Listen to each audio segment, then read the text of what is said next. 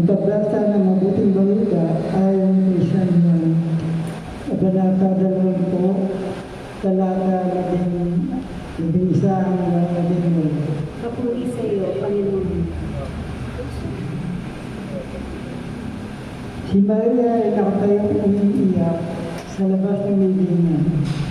Habang umiiyak ay lumang siya at sumilip sa loob.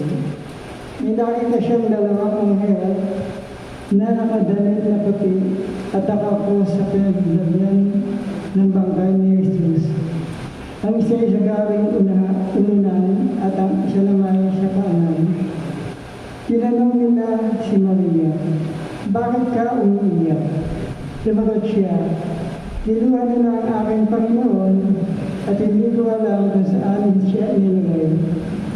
Pagkasabi nito, napalingon siya at nakita niya si Jesus na nakatayo roon.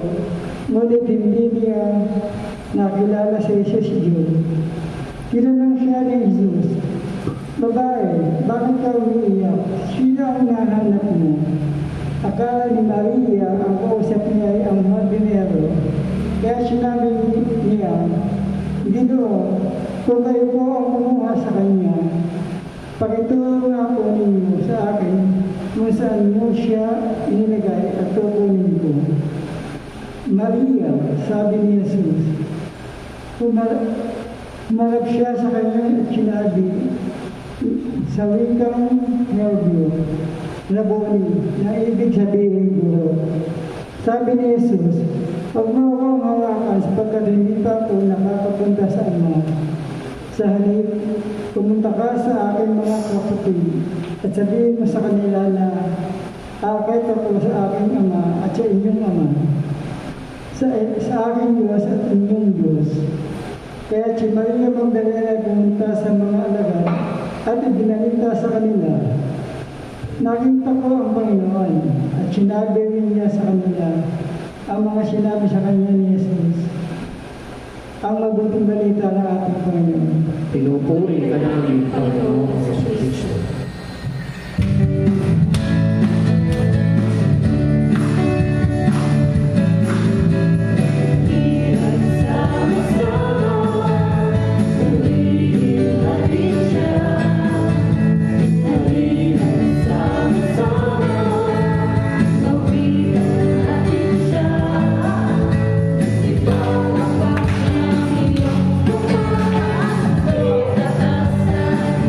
Tuwa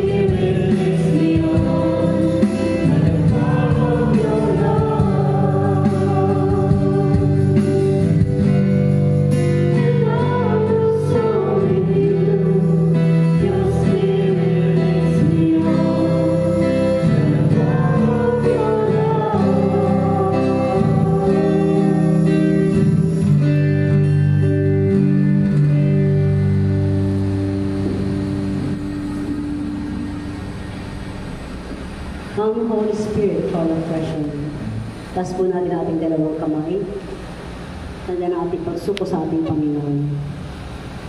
Damin natin ang presensya ng ating Panginoon Diyos. Come, Holy Spirit, fall afresh on me.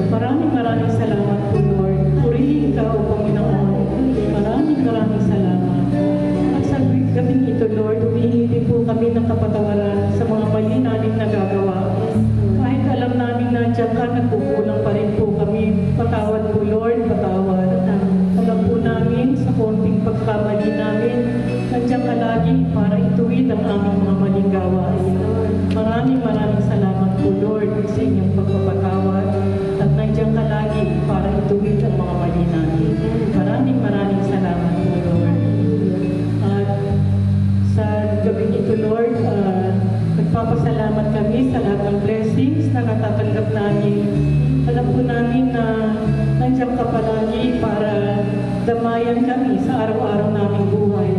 Nandiyan ka pa rin, ikaw ang aming pag-ibig, ang aming gabay,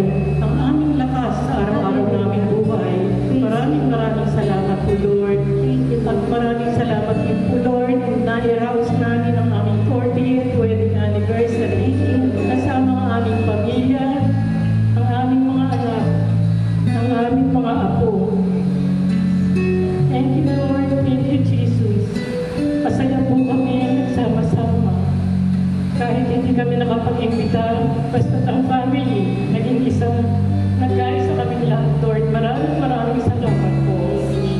Yung po ang wish ko na natupad, kasi ang 50th po ay matagal pa, mga 80 years old na po kami. Alam po namin, Lord, na ginabayan niyo kami sa araw na yun. At napakalaking blessing na Easter Sunday po yun.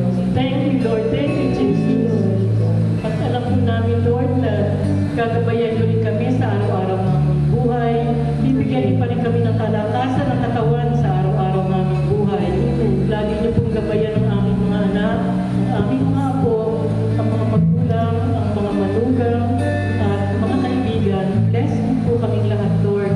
Maraming salamat sa BOGCC. At dito kami natuto, Lord, na makilala kang lubusan. Dito ka namin natutong magmahal sa aming kapwa. Dito ka namin natutuwa para maglingkod sa aming kapwa, sa aming mga mahal sa buhay.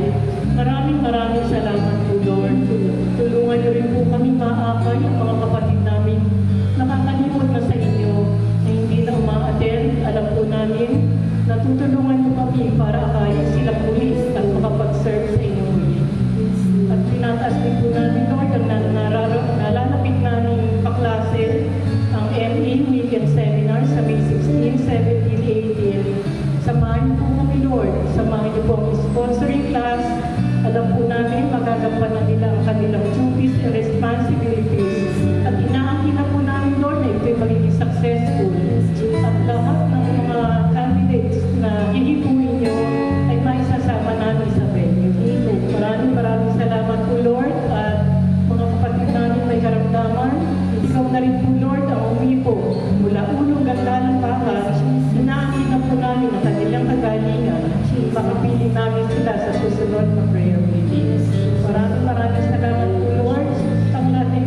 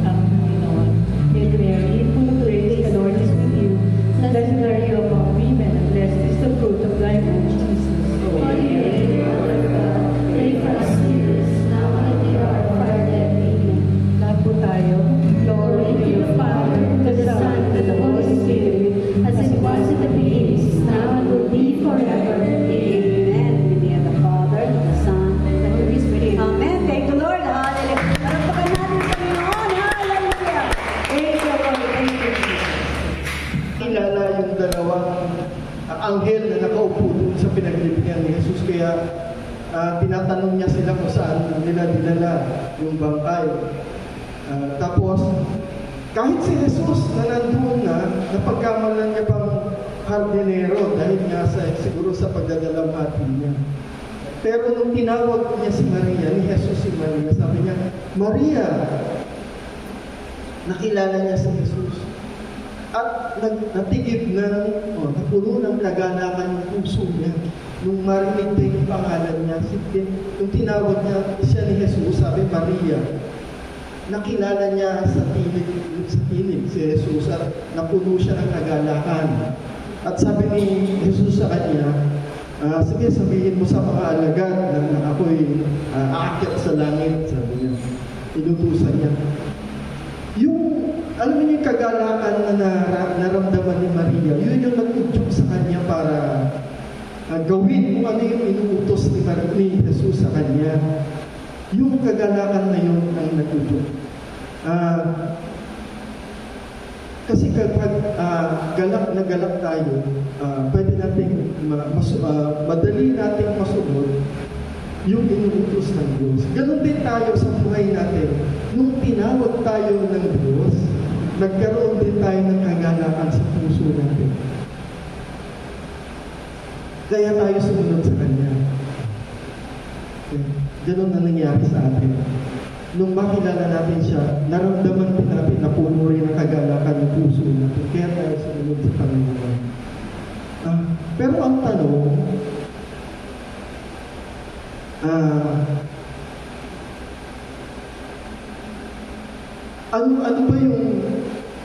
ano ba yung tungkulin? Kasi si Maria, ang naganap na isa buhay niya kung ano yung tungkulin inutos sa kanya ng Diyos, ng Jesus, dahil sa kagalakan niya. Bumalik siya doon sa mga alagad at pinamalita niya yung pangyayari na nabuhay si Jesus.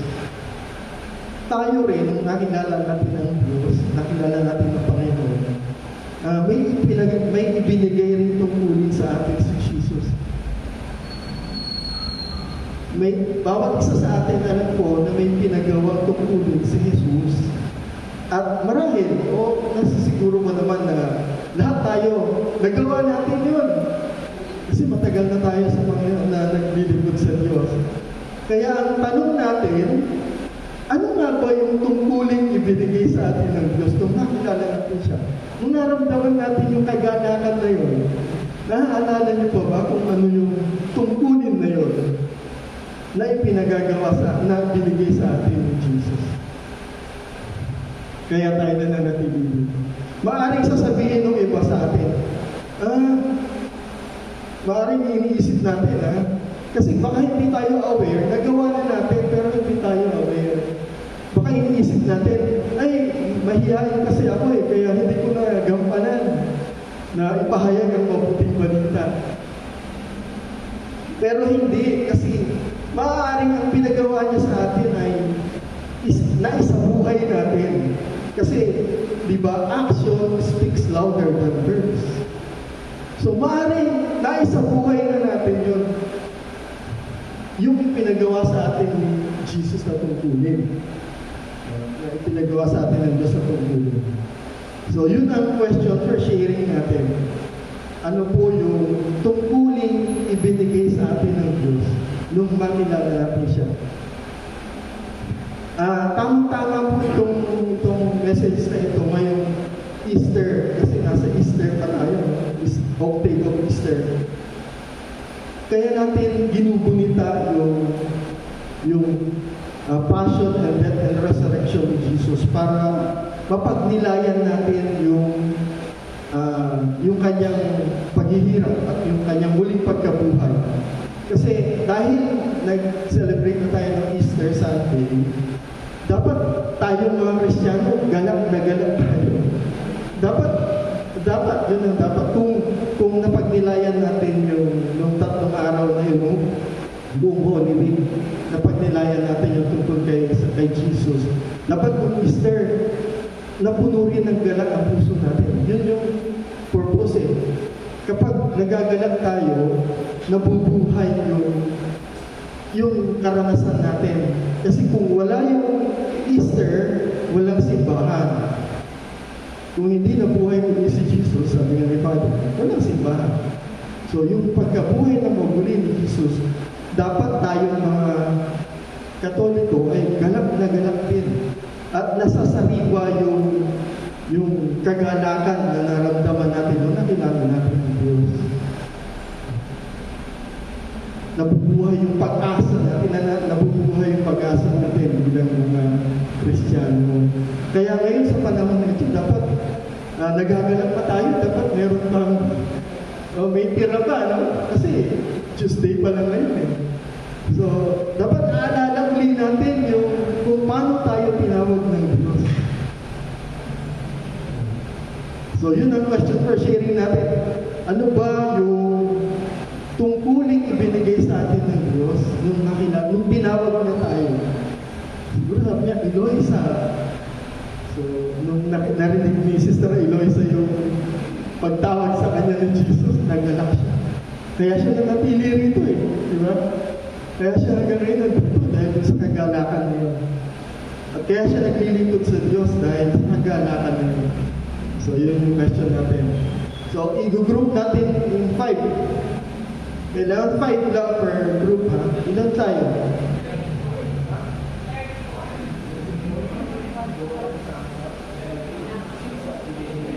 Ayun, 7 groups para 5 lang.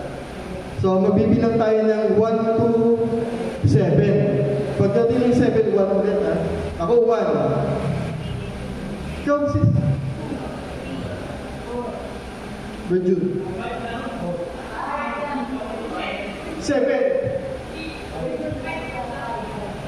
ipa 5 lang per group. O 7 ang bilang. Para pitong groups. 5 na members per group. So 7. Dapat 7 ang bilang. Para 7 groups. Tama yun. 1, 2, 3, 4, 5, 7. 1. Si ano, Patrick? Patrick 2. 3. 4. 5? Wala sa condition si Brother. 5. 6 si Brother Elio, ha? 6. 1.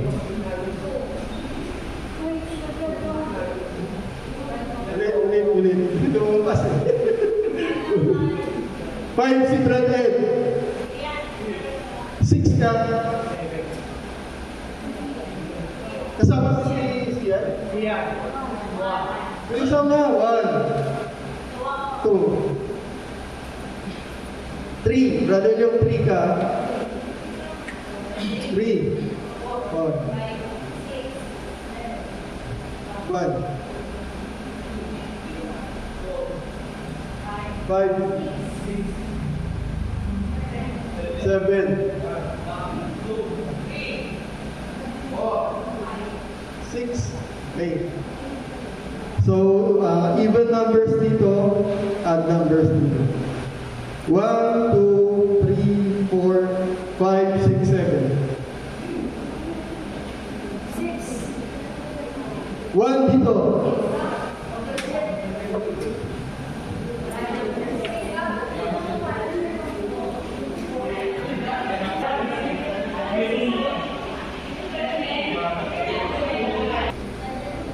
Good evening po. Ano po, yung sa group po namin, yung sa yung sa akin po, siguro yung about sa tungkulin po, simula nung nakilala ko si Lord. Kagaya po nung na-share ko sa grupo namin, dati kasi hindi ko pa siya ganun kakilala, so hindi po ako madalas nagdadasal. Or hindi ko rin po madalas pinagdadasal kung sino man yung mga nag-open up sa akin ng problema, ganyan. Kasi nga parang ako po, may trust issues po ako kasi hindi ko naman, parang nasa isip ko na pag pinagdasal ko ba yan, mare-resolve agad yung problema ko. Ganun po yung mindset ko before kung makilala si Lord. Pero ever since nag-start po ako na sumali sa community, natuto po ako na parang ipagdasal kung ano man po yung pinagdadaanan ko or kung sino man po yung mga nag-open up sa akin, lalo na po sa work. Kasi may mga ka-work din po ako na parang may mga problema or pinagdadaanan po sila na minsan parang sinasabi nila na, sis, ayoko na, parang pagod na ako, parang gusto ko na lang mawala, ganyan. Tapos, syempre may mga moment din po ako sa buhay ko na ganun, kasi may mga time na sobrang bigat mo ng pinagdadaanan natin to the point na parang umaabot tayo sa point na kinabasyon natin si Lord, bakit kailangan natin pagdaanan to, parang ano bang nagawa ko, ganyan, para pagdaanan itong mga bagay-bagay na masasakit, lalo na sa damdamin, ganyan. So, ayun na nga ako, yung tungkulin is, for me, yung parang ma-influence yung mga, kasi may ka-work din po ako na hindi siya nagsisimba, pero lagi niya kasi akong kinakausap.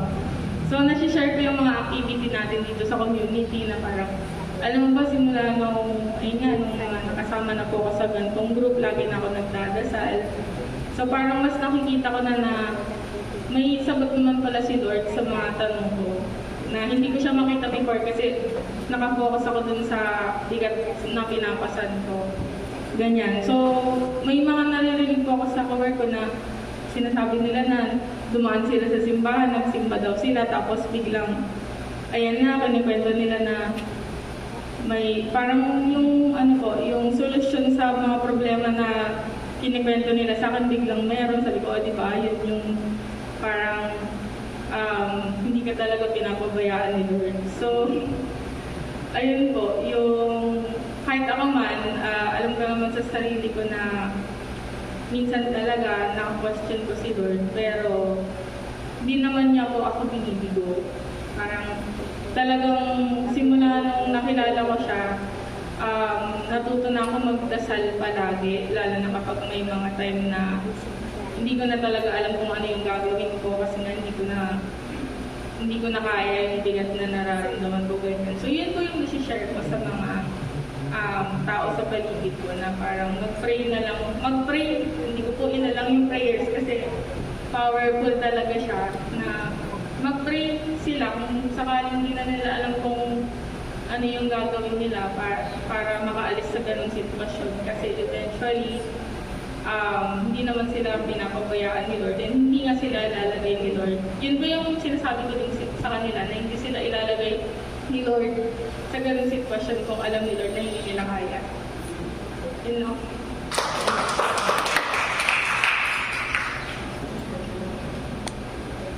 Nagsimula to yung nagtatrabaho ko. Ito yung tanghalian, umuwi ako sa amin. Inatya pong may sakit yung pangalawa ko. Di, pagkakapirap yung mata ng bata, sabi ko kay Sister Susan, tinawag na yung Sister Dina, kapitbahay lang namin. Ginawa nila yung paraan para maano yung bata. Wala. Sabi ko, dali na natin sa Susan. Sa Road 13, pag-asa kami nakatira noon. Di, habang nasa biyahe kami, di nagdadasal sa Sister Dina, di sumama si Susan. Dalawa yung Sister Dina sa akin. Dadasal din ako. Ano ko yung Lord, maglilingkod ako sa iyo. Buhay mo lang kong bata. Biro mo, pagkatapat ng sa Susan, di ba? Dadaan ng Santo Niño. Pagdaan mo sa simbahan ng Santo Niño, doon nagsimula na umiyak ng bata, nagsususuka. Big sabihin, na dinggin yung prayer ko. Hanggang hinihintay ko yung dasal ko. Sabi ko, kailan ba ako magano? Nag-early retirement ako.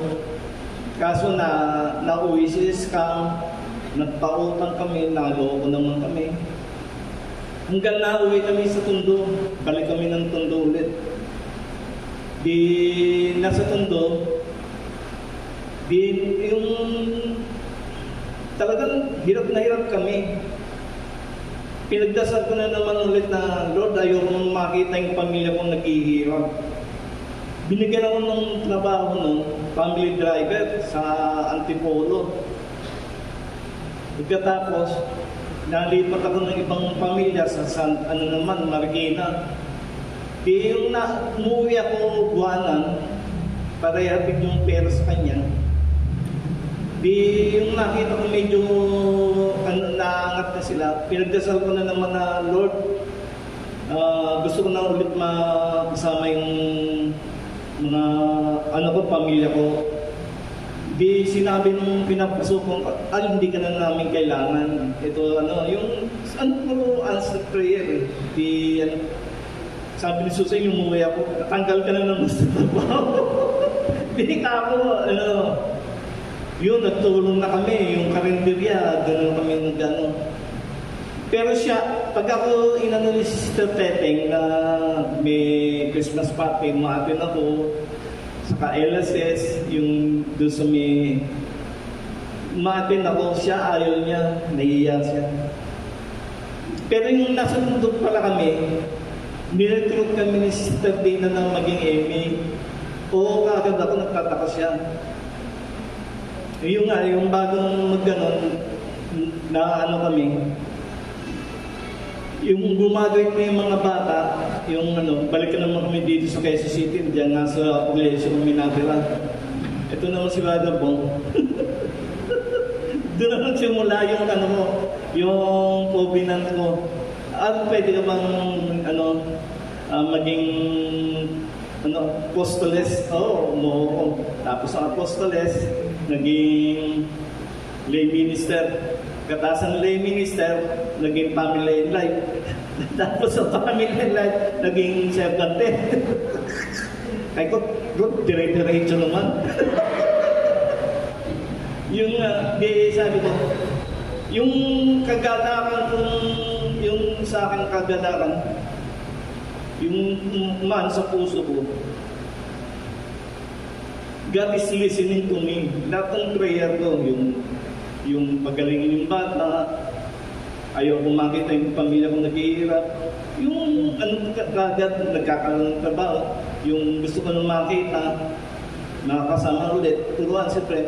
Pero pumasok na din pala, kailan kaya ako, kasi ang tagal namin sa tondo natira, walang nag-recruit, sisimba ako. Ito siguro, pag nakikita ko nga yung mga lay minister doon, yung sa likod, nakapila sila. Ganito pala trabaho na ito. Pero wala nag-recruit sa amin doon. Meron pa nga, inatin kami doon, BEC. Pero hindi kami ni-recruit din. Nakikisali lang kami sa prayer meeting ng BEC doon. Yung board nga, yung mother nga, yung mga anak namin, napalit kami dito na ulit. Dito pala yung calling namin sa Bukmat. Yun lang po. Thank you, Brother Al. Sa kami as head ng service ministry. So that time pa lang, talagang yung sa MD pa lang noon, talagang hinawakan na namin yung kasalang bayan. Kaya alam ko na rin yung mga kasalang bayan. So isa yun sa mga nag-upusan tungkulin namin. Tapos merong panahon, there was a time na wala kami.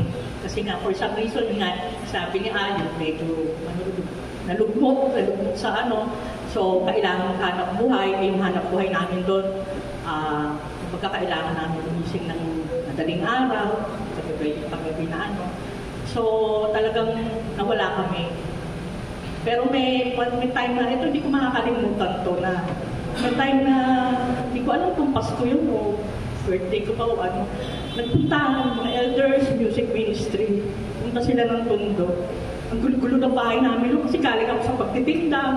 Talagang kaayos-ayos, pero masyadong nakatouch ako noon na talagang, kumbaga, kahit gano'n, hindi pa rin kami nakalimutan.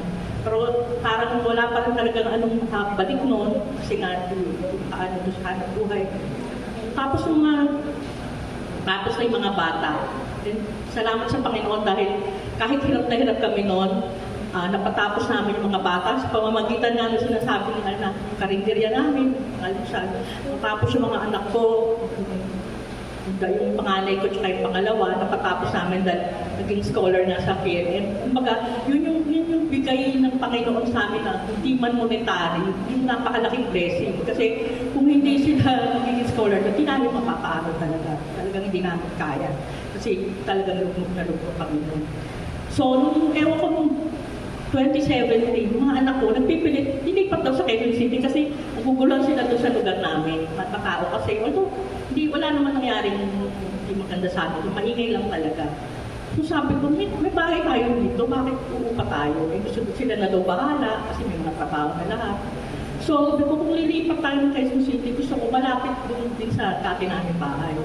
Tapos biglang, alam ko talagang plano ng Panginoon eh. Biglang sabi ni Sister Dina, si Mariana, pauupa yung ano doon. Hindi pa pinapaupa eh. Kami yung first tenant sa apartment.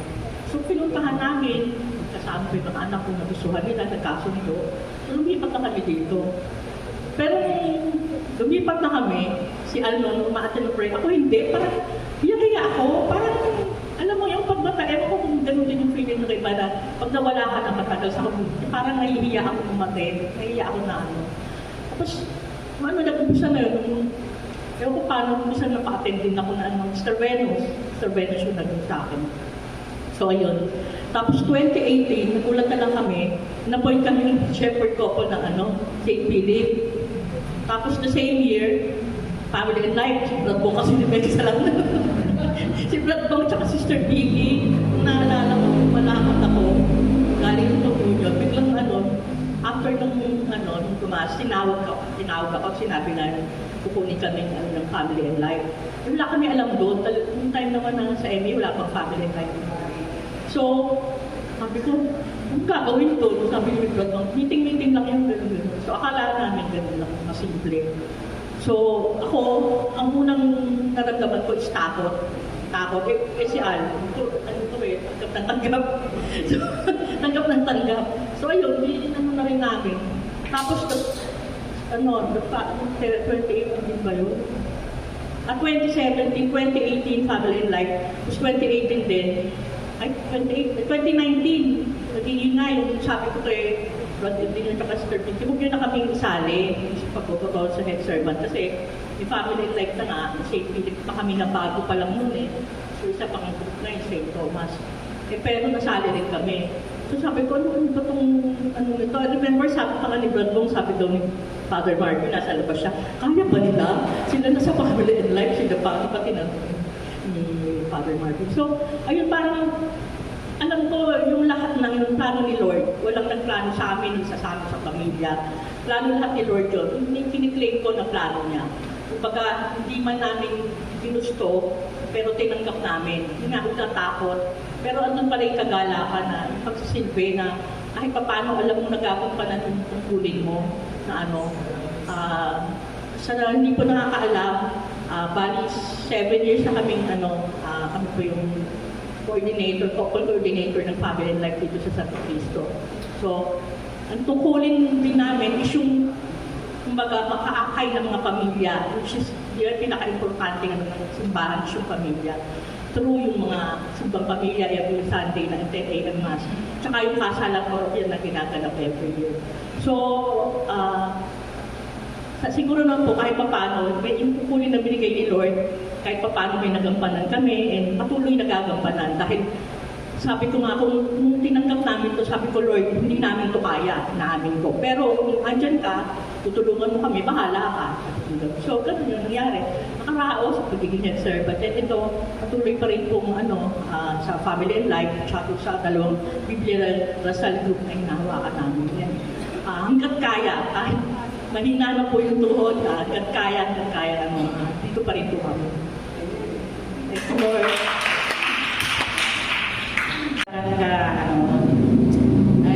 Yung kagalakan na imaano ko sa Panginoon kasi sa totoo lang, unang-una sa pag-invite namin ni Ate Susan sa MD, wala rin kaming ideya mag-asawa. Ako, gusto ko yun, experience. Siya ang ayaw.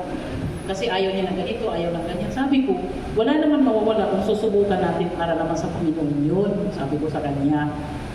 Pumirma na ako ng form. Tapos dumating din ang time, hindi talaga may iwasan na may nag-uudyok na sasabihin, ay huwag ka sumali sa ganyan, sa trabaho niya kasi ganito, ganon, kasi kami sumali sa couple sa prize. Kwento niya sa akin. Ako naman sabi ko, hindi naman yung couple sa prize, sabi ko, BOG yan, at saka magsiseminar tayo para sa mag-asawa, sabi ko sa kanya. Talagang palapit na yung MP na yun, nai-excite ako, hindi ko maano yung sarili ko kung ano bang gagawin namin. Kasi yung iba, kwento na ganito, ganyan, nagkwento yung wala dito si ate sa alisan niya, basta mag-attend kayo, maganda talaga. Sabi ko, tama, mag-attend tayo, pinipilit ko talaga siya kasi ayaw niya. Yun hanggang sa nahikayat ko siya. Nung nandoon na kami sa inyo, muntik na mag-back out. Unang gabi pa lang yun. Kasi siya, sabi niya, parang iba yata na pasukan natin. Sabi ko, paano iba? Sabi ko, ako nakiusap sa kanya talaga kasi tumawag pa ako doon kay Sis Loy. Sabi ko, Sis Loy, sa ilong ayaw matulog. Sabi ko, na-stress daw siya. Pero ako gusto ko ituloy. Tapos sabi ko sa kanya, parang ako na ituloy lang natin. Sabi ko, hindi naman po pwede na uwi ka, maiiwan ako mag-isa doon sa retreat. Kahit hindi siya nakatulog, sabi ko, piliin mong matulog. Pero napuyat talaga siya. Pero yun, sa awa ng Diyos talaga, lahat naman na, kumbaga nakumpleto namin yan, napagtagumpayan namin yung ME na yun. Yung dumating ng time naman na, siyempre, hindi namin alam na mayroon palang ganito, may prayer meeting, kasi wala kaming alam-alam. Tapos in-invite, sabi ko na nga ba sa'yo eh. Sabi ko, ano lang, basta party sa Panginoon, sabi ko sa kanya. Hanggang sa nagtuloy-tuloy yun, talagang ako naman, sa totoo lang, laki din ang papasalamat, talagang nagagalak ako. Dahil siya dati may bisyo, nagiinom ng sisigarilyo. Pinagdadasal ko lagi, nakarating pa ako ng tiyak ko, pinagdasal ko yan eh. Natigilan lang yan bisyo. Akala ko noon na, kasi sabi niya sa akin na, nag-ano daw siya, pero hindi naman pala, nagasgas na yung lalauna. Tapos yung anak ko din, nagbibisyo. Talagang malaking pasasalamat ko sa Panginoon na yung anak ko, inalis na niya bisyo na. Tapos siya. Yun lang talagang nagagalak at natutuwa ko sa Panginoon. Talagang totoo talaga si Lord. Walang duda, talagang si Lord na pinaniniwalaan ko. Yun lang po. Thank you, Sir Hernan. Dapat sinabi mo, ginapos sana namin sa Brother. Ako ang share ko lang po, nung time na tinawag ako ni Lord, siguro ang unang naano ko talaga na kung bakit ako tinawag ni Lord. Kasi yung sinabi niya sa Bible na kailangan anak maging asin at ilaw ng sanlibutan. Kasi sa family namin,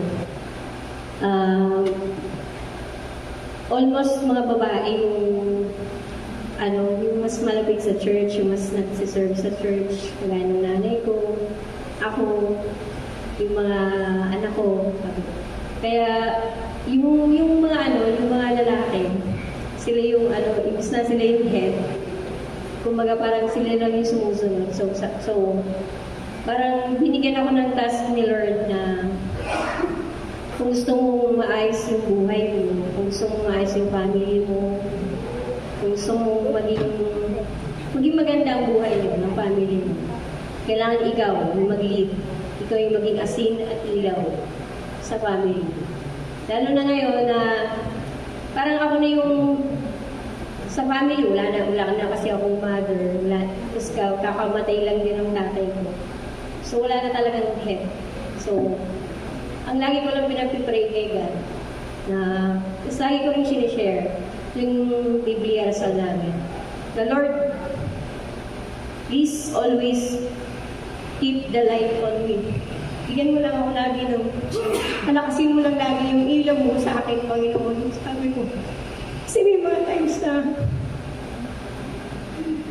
dumadaan, yung bata ko na to, dumadaan ako sa maraming pagsubok. Siguro po kayo, yung mga elders, mas marami ang experience.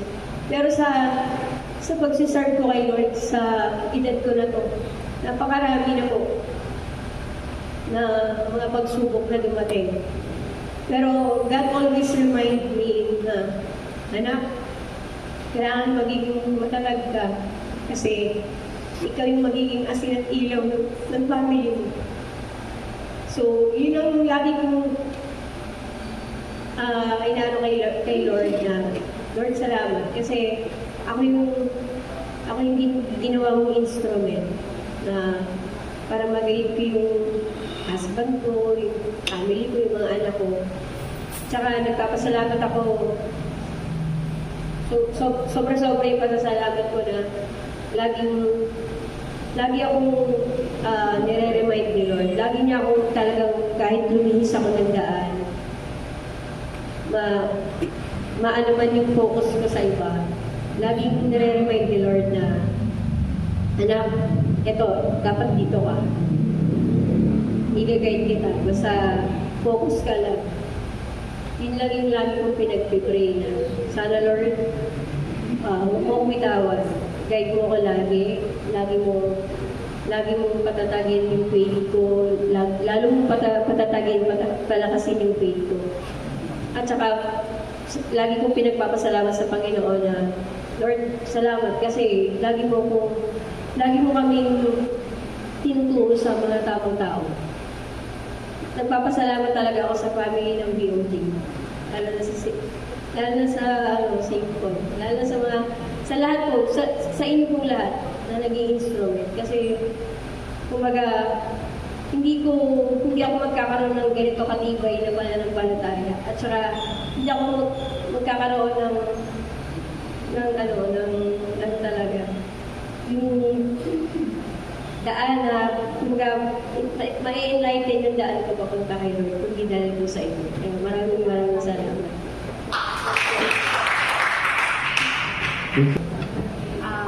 Ako naman, unang-una, maraming salamat talaga sa BOG. Kasi sa BOG ko natutunan, although marunong naman ako magbasa ng Bible, pero dito ko natutunan kung paano ko mapabuti or marami pa akong na-experience o marami pa akong nararanasan, lalo na pag tuwing Biblia Rasal namin. Natutunan ko yung mga verse, lahat, kung paano mag-sharing. Kasi dati, basta lang, normal lang na Pero mula nang napasok ako sa BOG, ang laki talaga ng pagbabago. Tsaka dati kasi madali akong magalit yung effort ko, lalo na sa anak ko, parang madali akong mapapasigaw, pero ngayon iniisip ko, iba na talaga yung natutunan ko na nandito na ako ngayon sa community na to. Laki ng pasasalamat ko kay si Susan kasi nung pinuntahan nila ako, wala talaga akong alam nung time na yun. Akala ko lang bibisitan sila sa akin nung time na yun. Pero nung sinabi niya na bibigyan ka namin ng form, wala naman kayong ibang gagawin kundi makinig lang, ganyan-ganyan. Tapos in-explain ko sa asawa ko kasi alam ko kasi yung asawa ko, hindi rin kasi siya, ay, nandiyan ka na pala. Nandiyan ka na pala. Hindi siya exposed sa ganitong although nag-El Shaddai kami, matagal lang kami nag-El Shaddai, 2 years pa lang yung anak ko na talaga kami sa El Shaddai. Pero yung mag-MA, tapos gano'n wala kaming alam noon. Pero nagpasalamat ako kasi wala rin naman siyang sa akin, wala siyang reklamo. Wala naman siyang sinasabi na uwi ako, hindi katulad dito. Oo.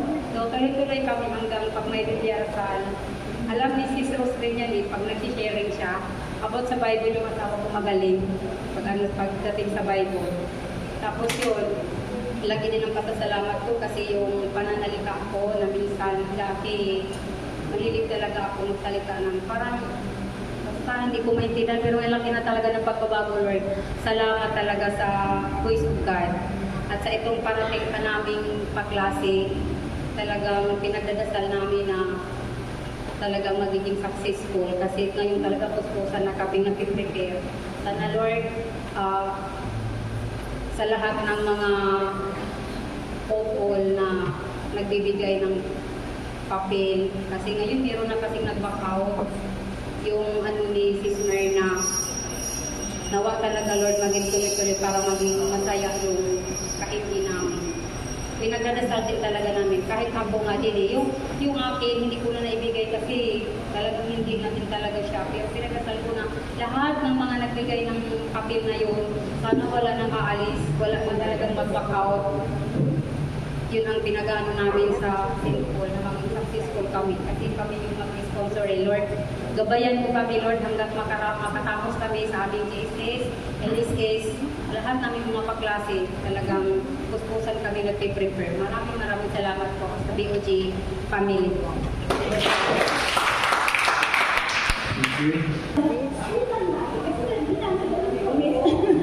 Hindi ko nag-cover. Ano nga ba? Yung parang opening ko sinabi kanina, sabi ko, Lord, ang dami mo naman binibigay ng trabaho sa akin. Ako pakahirap naman, di ba? Tayo mga binibigyan ng trabaho ng Diyos para sa Kanya. Nagre-reklamo di ba? May mga pagkakataon. Ang hirap naman ito. Hindi ko naman ito kaya. Kasi nga, lalo na ako, hindi ko na-share kanina, ako'y si masungit, suplada, masungit, hindi kaya makipagharap sa tao. Siguro nung napasok ako dito, nakasalanan si Sister Venus na nakasama ako sa BOG. Pero yung binago ako ng Diyos, at yun na nga, binigyan ng mga trabaho na ang hirap namang gawin, mahirap kayo mag-aya ng tao, di ba? Mahirap kong mausap sa mga tao, sa mga makakasama ko. Mahirap ganito gagawin, ganyan. Mahirap yun lalo na ako wala naman experience. Pero binigay ng Diyos sa akin yun, kaya pinilit kong gawin. At unti-unti, inubog niya yung isip ko, paano ko ba magagawa ito? Nagawa ko naman sa awa ng Diyos at sa tulong din ng mga kasamahan natin, kasama ko sa IPG, kasama ko na rin sa AP. Tapos yung meron akong isang senior kanina na iba laging sinasabi na ayaw ng mga iba ng marites. Para sa akin, hindi masamang mag-marites. Hindi masamang kumausap ng tao, lalo na kung alam mo na pinakailangan ng tao na to kung ano yung mga kailangan nila. Diba, nakita na malungkot, mainit ang ulo, galit. Nung pala may pinagdadaanan, pag kinausap, masasabi mo na, ito pala yun, kailangan pala niya, di ba? Hindi naman kailangan kausapin ng tao at kung ano yung malalaman mo tungkol sa kanya, ay idadagdag ko na kung kani-kanino. Kundi yung binigay ng Diyos siguro na sasabi ko bang talent o kung ano yun, yung binigay ng Diyos sa akin kung paano ko mapaliwanag, mapalinaw, o ano man yung pinagdadaanan. Napakalaking bagay para sa akin. At saka masaya ako doon na napapalinaw ko yung isipan nila. Kung halimbawa merong pinagdadaan ng sakit, napakahirap, ang kanyang nararamdaman, malungkot, kung ano man, nakakausapin ko, huwag kang ganyan, kailangan maging masaya tayo, kailangan labanan natin kung ano may pinagdadaanan natin. Pag susunod na magkikita kami, makikita ko na yung transformation na yun na makikita ko sa kanya. Napakalaking pagpapasalamat ko sa Diyos na nagagawa ko yun. At napakalaking pagsasalamat ko rin na nakikita ko sa kanya na nagbabago din siya. Kaya siguro para sa akin, importante din na kinakausap natin ang kapwa natin, lalo na kung makikita natin na may mga pangangailangan, mayroong kailangan sa buhay nila. At masaya ako na nagagawa ko yun. Masaya ako na sa pagod kaya na inabot natin itong panahon ng Holy Week na nagkarayo-rayuman na nga ako, sumakit na ang tuhod ko, sumakit na ang, di ba? Umagat hapon, kaya talagang gumagalaw. Pero napakasaya, napakabuti ng Diyos na binibigyan niya tayo ng ganitong pagkakataon. Thank you, Sister.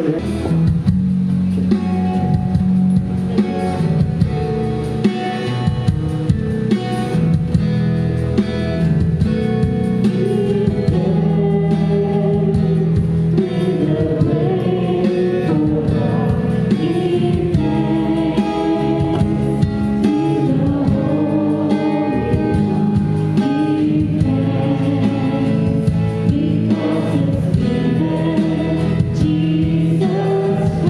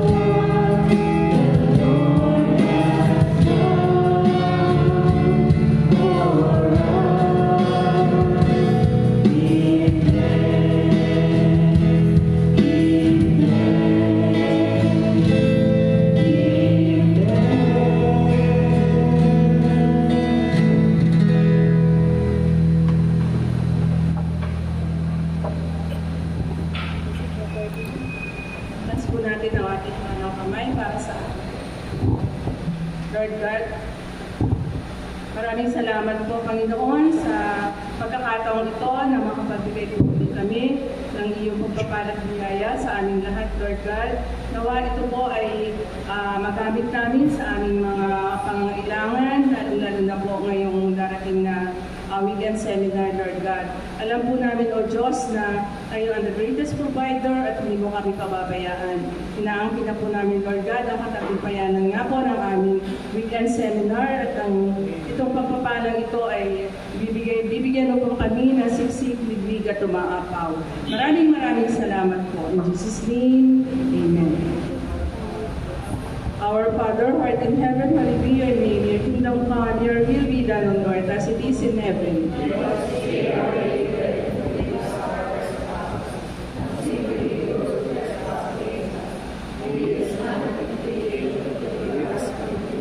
Hail Mary, full of grace, the Lord is with you. Blessed are you amongst women, and blessed is the fruit of thy womb, Jesus.